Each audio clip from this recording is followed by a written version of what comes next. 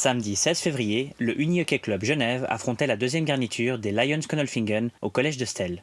L'occasion de faire le point sur un sport méconnu, mais néanmoins populaire. Disons, un des grands avantages du unihockey, c'est que c'est un jeu assez simple. Il n'y a pas besoin d'être grand, petit, très musclé, pas musclé, etc. C'est un peu, tout le monde peut faire du unihockey en fait. Ça, c'est vraiment une des qualités premières. Après, c'est quand même un jeu collectif, donc il faut avoir un petit peu le sens du jeu collectif, du jeu de balle aussi. Et puis, c'est un jeu de rapidité.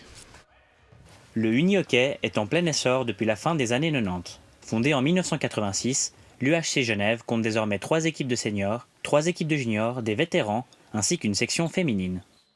Ça, c'est un grand terrain, je ne sais pas si on voit à la caméra. Il se joue à un gardien, 5 joueurs en même temps sur le terrain, comme le hockey sur glace en fait. Et puis, il y a une version petit terrain qui se joue dans des salles de gym plus classiques, où il y a 3 joueurs de champ et un gardien en fait. Et c'est ce qui se joue en général au début, quand on commence.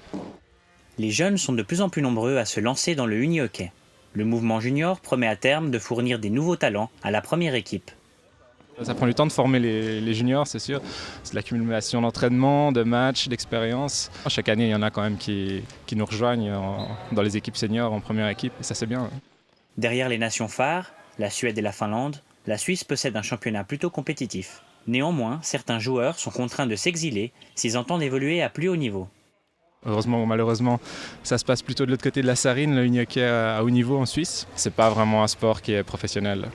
En Suisse, ça commence donc en Ligue nationale A. Mais les clubs, ils sont principalement, donc, comme je disais avant, en Suisse alémanique. Et puis ça reste, il n'y a pas beaucoup d'argent. Ça reste quelques joueurs par équipe qui vont commencer à toucher un petit peu d'argent, mais même pas vraiment assez pour vivre de manière professionnelle.